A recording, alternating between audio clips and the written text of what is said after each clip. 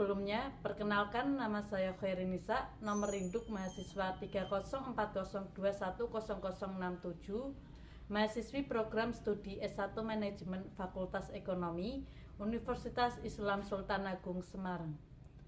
Pada video kali ini, saya akan memaparkan presentasi dengan materi mengenai pemikiran ekonomi pada masa dinasti Abbasiyah, yang merupakan bentuk pemenuhan tugas mata kuliah ekonomi Islam yang diampu oleh Bapak Dr. Andes Haji Bejo Santoso MT PhD. Langsung saja kita ke materinya, yaitu pada masa dinasti Abbasiyah tahun 750 sampai 1258 Masehi, pemikiran ekonomi mengalami perkembangan yang sangat pesat. Pertumbuhan perdagangan yang luas, konsep harga, permintaan dan penawaran, serta nilai tukar menjadi perhatian utama. Berikut tokoh-tokoh pemikir ekonomi dalam materi ini, yaitu ada Abu Yusuf Asy-Syaibani, Yahya bin Adam, Abu Ubaid, Al-Mawardi, dan Al-Ghazali. Pemikir ekonomi menekankan pentingnya produksi, kerja keras, dan adil dalam mencapai kemakmuran. Mereka juga membahas peran pemerintah yang sebaiknya terbatas dalam mengatur perekonomian. Pemikiran ekonomi pada masa itu memberikan sumbangan penting dalam pengembangan teori ekonomi yang berpengaruh di masa depan.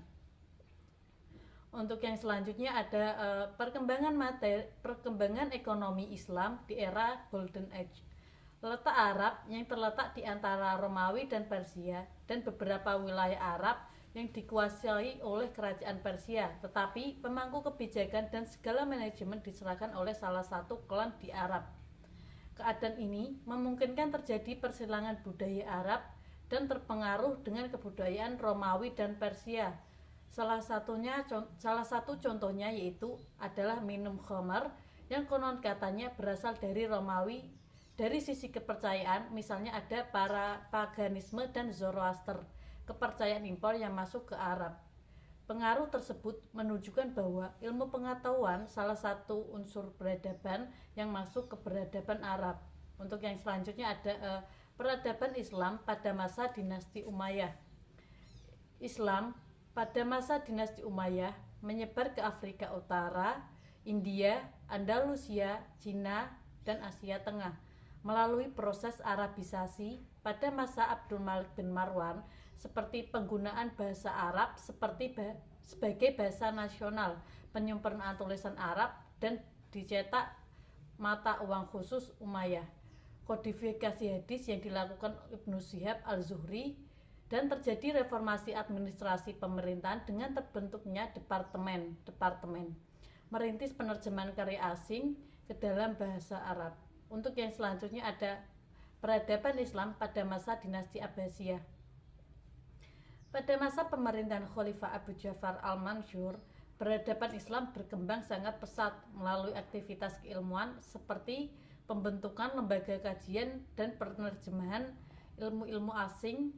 Semua karya yang sudah jadi dikumpulkan di perpustakaan pribadi Khalifah, yaitu Bait Al-Hikmah. Pada masa Khalifah Harun Ar-Rasyid, misi pengembangan ilmu pengetahuan kembali berjalan, mengirim ekspedisi militer yang membawa manuskrip-manuskrip untuk diterjemahkan ke Baghdad.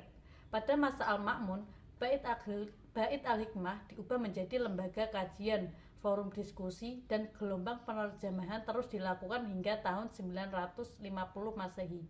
Hampir seluruh bidang keilmuan pada masa itu dibangun di atas ilmu pengetahuan Yunani, Persia, dan India yang dikembangkan dengan metode induktif dan eksperimen.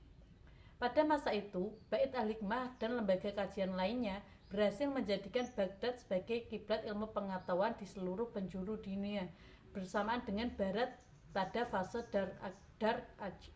Orang Barat banyak yang berguru pada ilmuwan Muslim, hingga ilmu pengetahuan tersebar ke seluruh daratan Eropa kembali. Kontribusi umat Islam di atas Barat diakui oleh banyak sarjana Barat seperti Guizot, John William, Draper, Berthelot, Davenport, Philip K., dan Hitti, dan lain-lainnya. Untuk yang selanjutnya ada pemikiran ekonomi Abu Yusuf. Pemikiran ekonomi Abu Yusuf merupakan salah satu ulama mazhab Hanafi yang menggagas penulisan ikhtisar riwayat hadis dan astar. melakukan sistemisasi dan menghasilkan karya sejarah pemikiran ekonomi Islam, yaitu Kitab Al-Kharj, yang berisi satu, mengkritik pemikiran Takbi karena melahirkan mafia pajak. Yang kedua, memperjuangkan kepentingan petani. Untuk yang ketiga ada Abu Yusuf merekomendasikan adalah dengan proportional tax atau mukosamah. Sistem ini menyesuaikan besaran pajak dengan kondisi tanah, hasil panen, pembiayaan, saluran irigasi, dan kemakmuran masyarakat sekitar daerah itu, sehingga kebijakan yang diambil lebih menitik beratkan pada moralitas dan keadilan. Abu Yusuf juga mencermati kebijakan diskriminatif khalifah dalam pemungutan pajak yang menjadi resonansi dan refleksi dalam banyak pembahasan tentang pajak jiz'ah. Abu Yusuf mengacu pada kebijakan masa khalifah Umar I yang hanya mengenakan jiz'ah pada laki-laki. Untuk yang selanjutnya, menganjurkan pasar bebas dengan pengawasan negara untuk menjaga harga yang adil. Selanjutnya ada materi pemikiran ekonomi pada masa Asy-Syaibani. Salah satu karya Asy-Syaibani adalah Al-Iktisab, merupakan kajian khusus dalam bidang ekonomi mikro yang membahas konsep dasar dan pedoman hidup seorang muslim dalam bekerja. Penggunaan metode analitis dengan memperhatikan kaidah usul fikih dan menggunakan nilai Sholi likuli zaman wa makan sebagai landasan dalam mengembangkan ilmu ekonomi Islam. Menurut Asy-Syaibani, bekerja yang memiliki makna luas sebagai bentuk superficial kegiatan dunia, tetapi juga eskatologis kehidupan akhirat. Menurut Asy-Syaibani, terdapat 4 jenis pekerjaan, yaitu pertanian, perdagangan, persewaan, dan perindustrian. Kebutuhan dasar kurang lebih sama dengan kebutuhan primer. Juga ada 4, yaitu makanan, minuman, pakaian, dan tempat tinggal. Konsep yang dicetuskan oleh Adam Smith yaitu division of labor sama seperti konsep yang dicetuskan Asy-Syaibani, yaitu tentang profesionalisme dan spesialisme. Untuk yang selanjutnya ada pemikiran ekonomi Yahya bin Adam tahun 758 sampai 831 Masehi. Yahya bin Adam merupakan salah satu tokoh keamanan yang memiliki karya di bidang perpajakan dan perintis keuangan publik.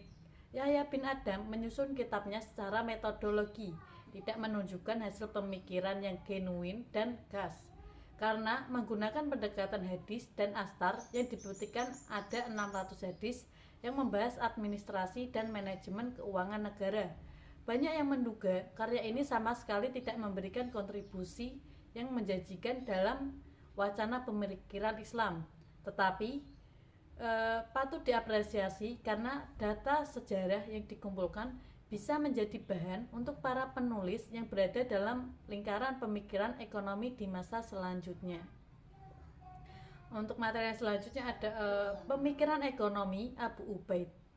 Abu Ubaid menulis sebuah karya ilmiah yaitu Al-Anwal, berisi 3 pilar agama Islam yaitu ibadah, akhlak, dan muamalah. Menjadi domain para ilmu fikih karena begitu dominan dalam membahas amwal, harta kekayaan.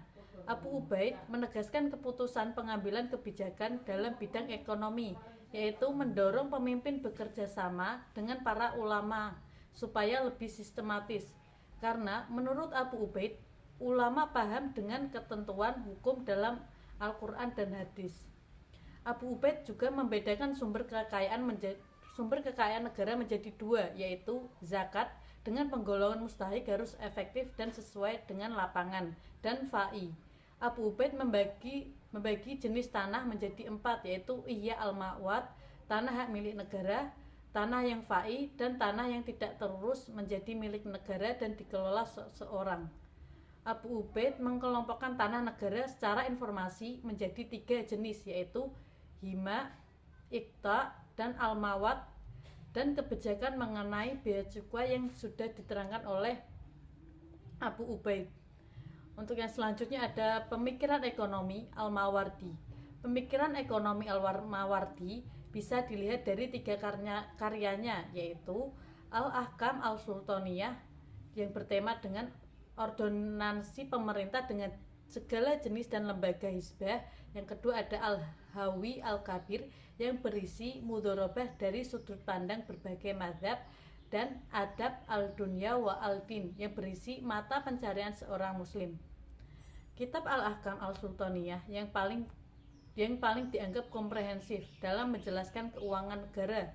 Dalam perdagangan, usaha pemerataan pembangunan Baitul Mal diberdayakan secara maksimal dan dana yang diatur dengan bijaksana dan adil.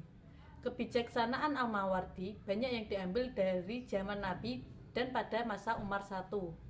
Dalam kebutuhan politik dibagi dua bagian. Pertama yaitu amanat yang berasal dari berbagai harta benda disimpan di Baitul Mal, dan yang kedua yaitu kekayaan yang diperoleh menjadi aset negara. Masalah zakat, ia menekankan pada negara untuk tidak hanya meratakan pembagian zakat, zakat memenuhi kebutuhan, tetapi harus lebih berpandangan futuristik. Lalu yang selanjutnya ada pemikiran ekonomi Al-Ghazali.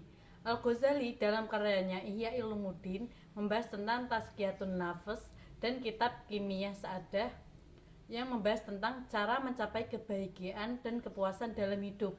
Al-Ghazali memiliki beberapa konsep yaitu pemikiran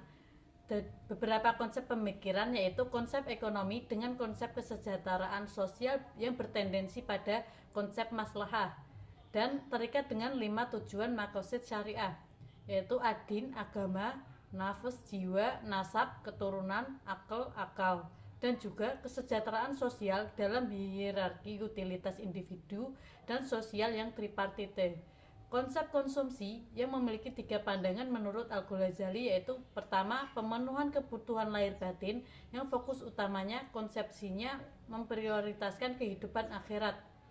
Yang kedua, setiap individu memiliki tanggung jawab masing-masing dalam pemenuhan kehidupannya dengan tetap memakai panduan etika dan norma Islam. Yang ketiga, mengonsumsi sesuatu yang halal dan thayyib dan menghindari yang haram. Untuk konsep produksi, menurut Al-Ghazali mengklasifikasikan kegiatan produktif mirip dengan pandangan kontemporer, yaitu primer, sekunder, dan tersier. Konsep uang, menurut Al-Ghazali juga, uang merupakan fungsi dan peran uang dalam perekonomian. Uang sebagai standar harga barang atau benda, maka uang tidak memiliki fungsi intrinsik. Konsep pertukaran dan evolusi pasar. Pemikiran mekanismenya dijadikan gagasan mengenai peran pemerintah dalam menjaga keberlanjutan pasar yang alami dan kebijakan publik melalui perpajakan. Selanjutnya ada konsep perpajakan. Perpajakan yang dalam kaidah Islam untuk membiayai dan memelihara kepentingan umum. Selanjutnya konsep keuangan negara, peran dan fungsi negara sebagai institusi yang memberikan kesejahteraan dan manfaat bagi warga dengan pengaturan keuangan. Sekian presentasi yang bisa saya sampaikan pada video kali ini. Kurang lebihnya mohon maaf. Wassalamualaikum warahmatullahi wabarakatuh.